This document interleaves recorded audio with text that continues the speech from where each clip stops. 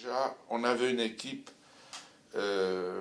beaucoup plus forte qui précédait notre équipe du titre.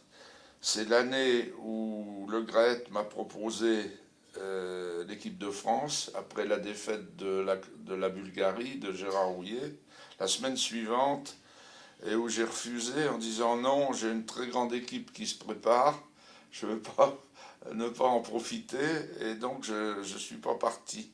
On avait en particulier un milieu de terrain, enfin tout le monde était bon dans cette équipe-là, mais bon, Verlat et Sylvestre,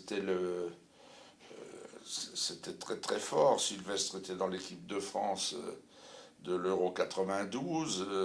Verlat avait été formé à Ajax Amsterdam.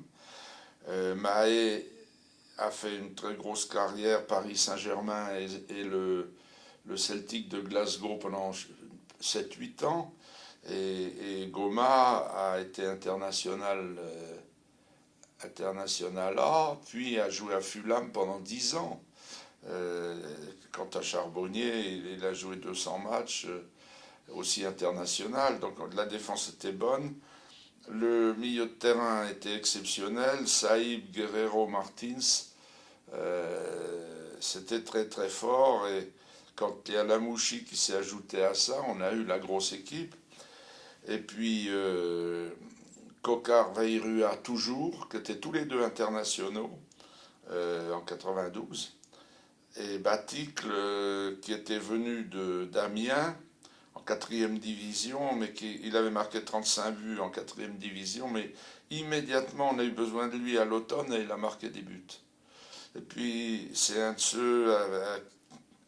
un des avant-centres à qui j'ai appliqué ma méthode de formation spéciale des avant-centres, qui a donné successivement Baticle et Lasland, en partant de joueurs amateurs. Donc, et dans les 12e hommes, là je vois, parce que vous m'avez donné la composition de l'équipe, qu'il y avait Christian Hénard, qui était, quand il jouait, c'était un très très bon joueur milieu de terrain. Il a eu sa carrière cassée par un Allemand, d'abord par un Allemand de 90 kilos qui lui est tombé sur le genou, et puis une deuxième blessure dans le championnat de France qui a mis fin à sa carrière. Il était éducateur chez nous jusqu'à ce que... C'est le plus titré de nos éducateurs de jeunes des temps modernes, puisqu'il était 2 fois champion de France.